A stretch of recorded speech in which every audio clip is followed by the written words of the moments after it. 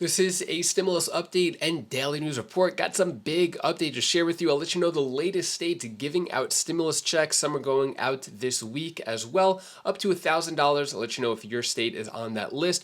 Also, when it comes to the semiconductor bill, Bernie Sanders lays into it as they are supposed to vote on it this week, but it was delayed due to thunderstorms, and President Biden is supposed to meet with the senators about the semiconductor bill as well. But I'll play you the video clip of what Bernie Sanders says about it all, and I'll give you some other more important updates as well. Hope you're having a terrific Tuesday. If you appreciate the fact-based, fast-paced updates, hit the like button down below, and I'm giving $200 checks to my subscribers. Details down in the description below if you want to sign up. Just 2 days away. So Senate postpones a key vote on bill to fund US-made computer chips due to thunderstorms. So this was delayed because a number of severe thunderstorms on the East Coast have disrupted travel plans of a significant number of senators. So this is going to be delayed, this big competitive China bill, which is, they say it's around 50 billion. It'll actually be 79 billion over the course of 10 years. So we're saying it could be as high as 200 billion, the cost and all that. So is this bill going to go through? Most likely, yes, but not everyone is in favor of it. Biden to hold meeting on semiconductor bill, White House says. So President Biden wants to talk more with Senate about this big bill. Meanwhile, not everyone is on board with it. The Republicans, most of the Republicans are not on board with it, and Bernie Sanders shreds the big tech's $76 billion corporate welfare payday in CHIPS Act. Bernie Sanders not happy with this at all, basically saying that it is giving more money to corporations. Meanwhile, millions of Americans are struggling, and that type of money could go towards Americans, American citizens, as opposed to big profit corporations. Let me know your thoughts on what Bernie Sanders has to say about it. But my perspective is, to say the least, a little bit different. To my mind, what the CHIPS bill represents is the question of whether or not we will have priorities in this country that represent the needs of working families and the middle class, or whether this institution, the entire Congress, is totally beholden to wealthy and powerful corporate interests.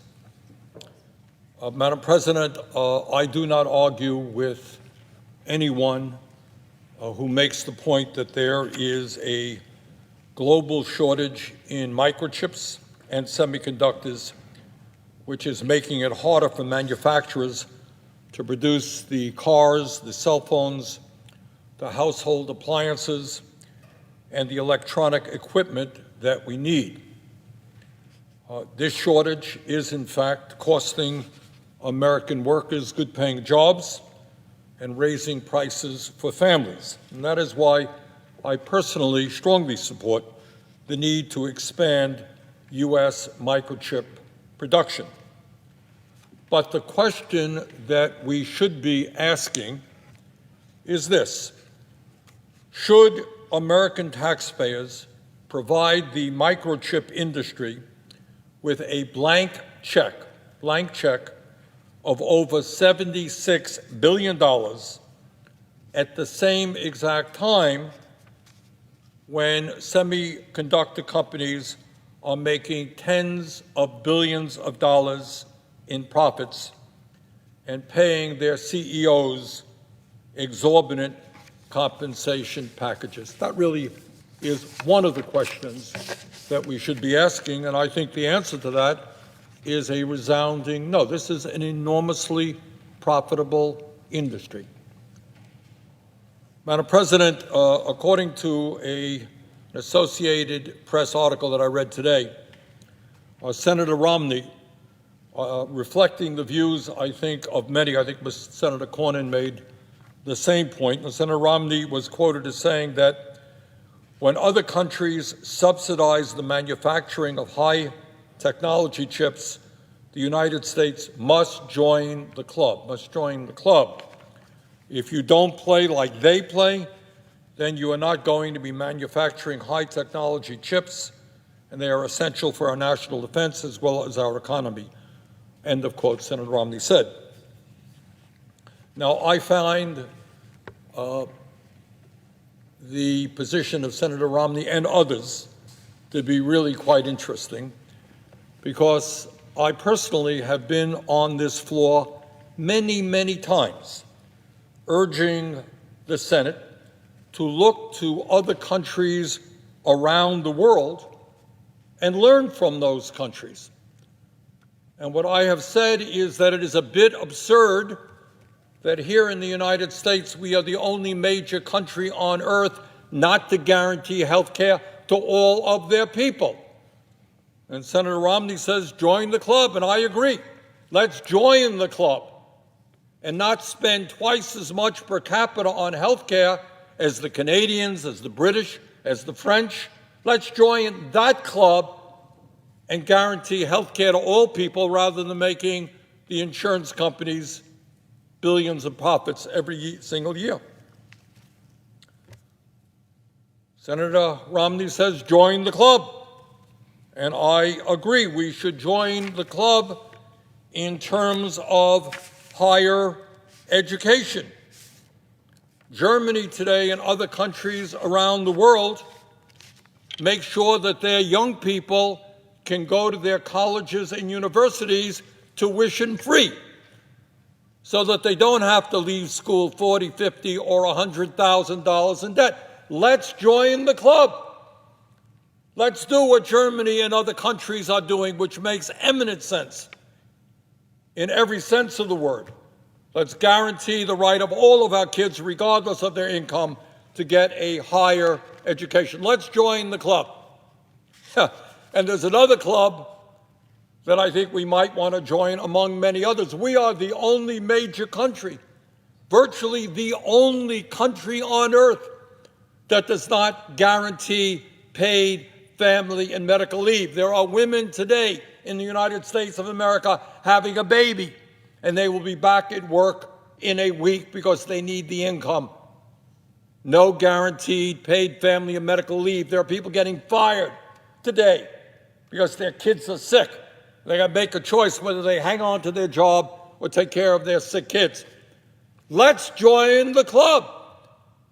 Let's do what not only every major country on earth does in terms of guaranteeing paid family and medical, what virtually all countries, including some of the poorest in the world, do. But I gather the problem is that to join those clubs in terms of universal health care, in terms of paid family and medical leave, in terms of free tuition at public colleges and universities, we're going to have to take on powerful special interests, and they make campaign contributions. So that's not what the Senate does. But when it comes to joining the club with other countries giving blank checks to large corporations, that's a club that unfortunately many of my colleagues here feel comfortable in joining.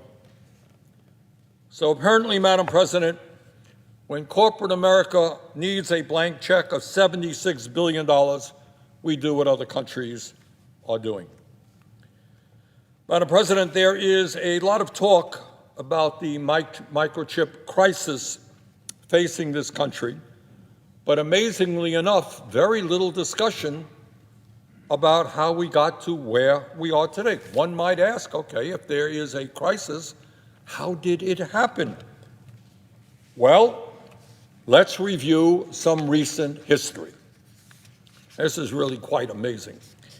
Over the last 20 years, the microchip industry has shut down over 780 manufacturing plants and other establishments in the United States and eliminated 150,000 American jobs while moving most of its production overseas.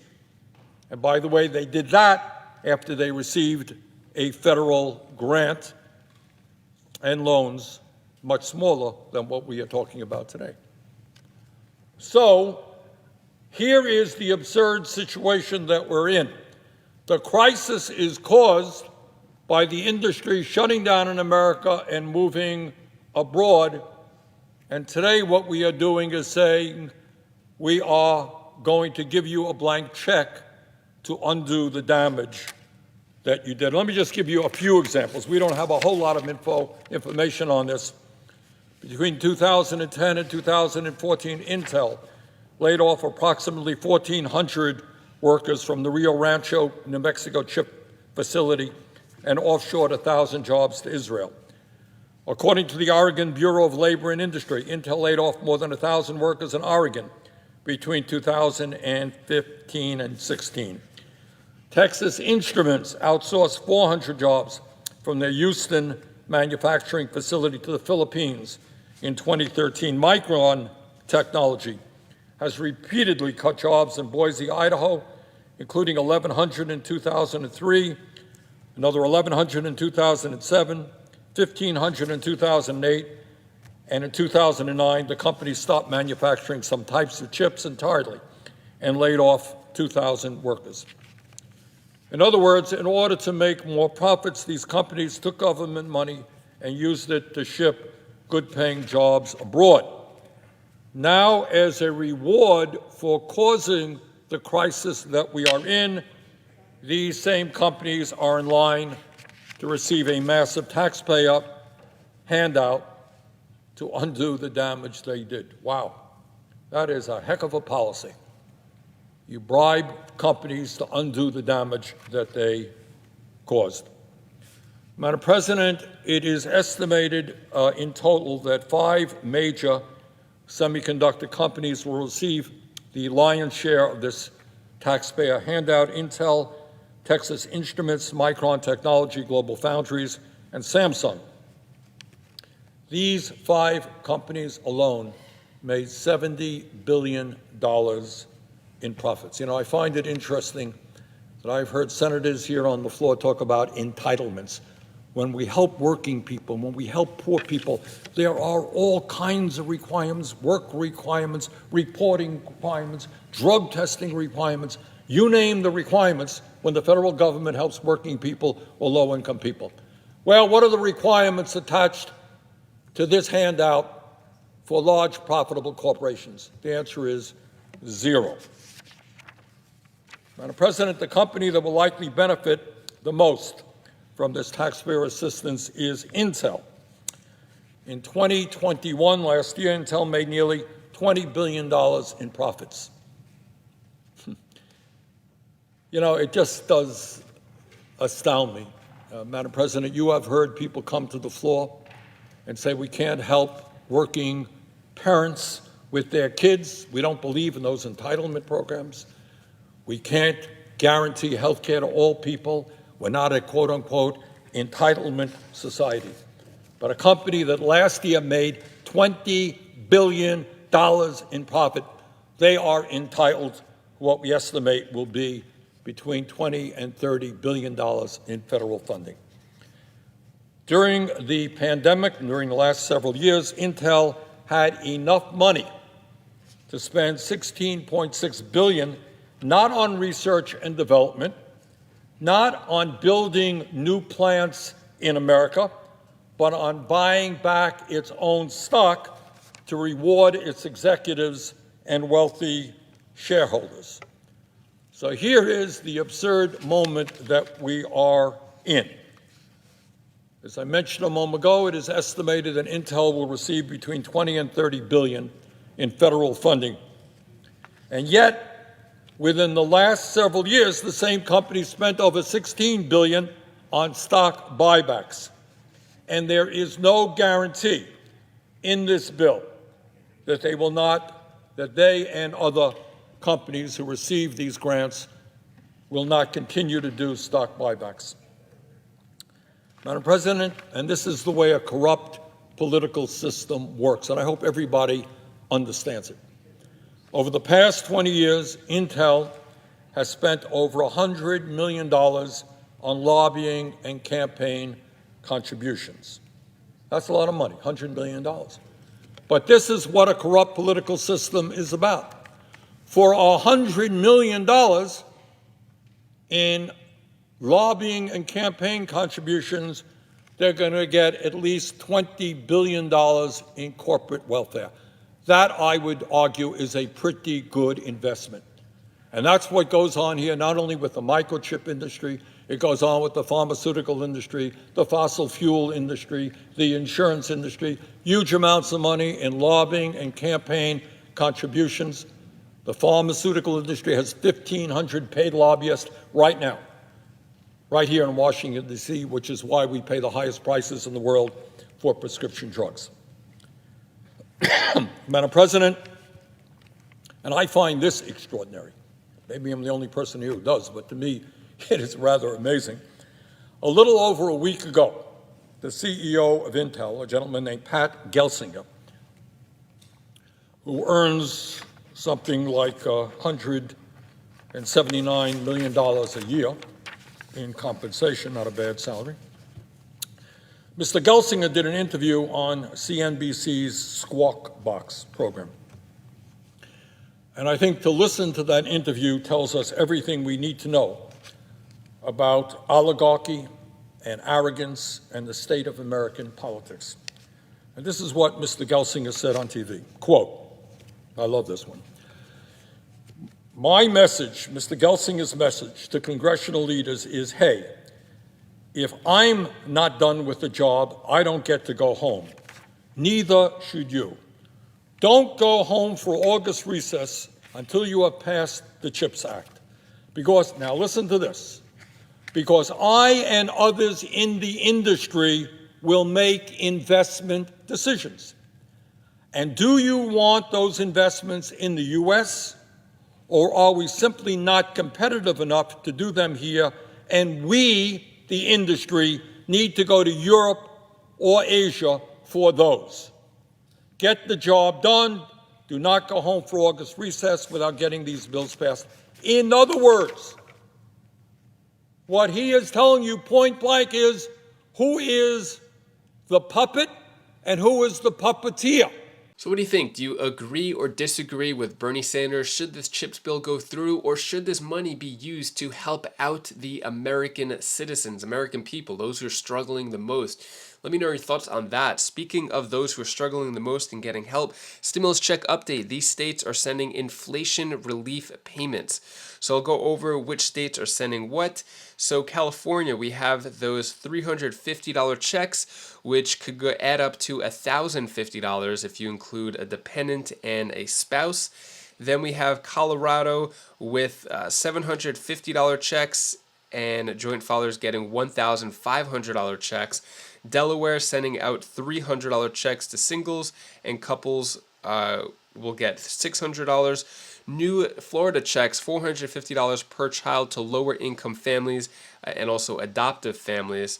We have Georgia, $250 for singles, head of household $375, and married getting $500. Hawaii giving out a one-time or providing $300 to residents who earn less than $100,000, and then those who earn more than $100,000 get a one-time payment of $100. Idaho giving $75 or 12% of the 2020 tax return. Illinois giving out a $50 tax rebate, and couples will get $100. Indiana, $125 payments there, and then they're actually looking to do an extra $225. That hasn't been approved yet, though. Maine, $850 checks for singles, $1,700 for couples. Minnesota signed a bill in May approving $750 for frontline workers. New Mexico, $500 for singles, $1,000, or actually, sorry, $250 for singles, $500 for couples. Pennsylvania, trying to do that $2,000 stimulus check, still held up there. South Carolina, one-time payment of up to $800. Virginia, lawmakers approved a one-time tax rebate in June. Taxpayers who filed a return by July 1st will receive $250 for singles, $500 for couples. And yeah, that's the latest in terms of states and stimulus checks. That is all the news that I have for you today to hopefully cheer you up a bit. Here's my daughter Bella's tip of the day. Hi guys, this is Belle. This is the tip of the day. I want to tell you something what you should always do. So when you want to do something, do it. Like if you want to go out in outer space, do it. If you want to say something, do it. Say whatever you want and do whatever you want. and make it excitement. Bye. Thank you so much for watching. Appreciate all of your time, all of your support. So my wife is working a 24-hour shift today, so we're heading over to the beach in a little bit after I finish up this video, get a nice afternoon beach session in with the kids, and probably eat some cherries on the beach. That's like one of our favorite activities to do, because cherries are, the red cherries, super messy, and my kids like just get it all over them, so it's good to have at the beach. Hopefully you have a great rest of your day. If you want to check out any of my other videos, my other channels, you could click up here, and I'll see you in the next video. Take care, be safe. Thank you for watching.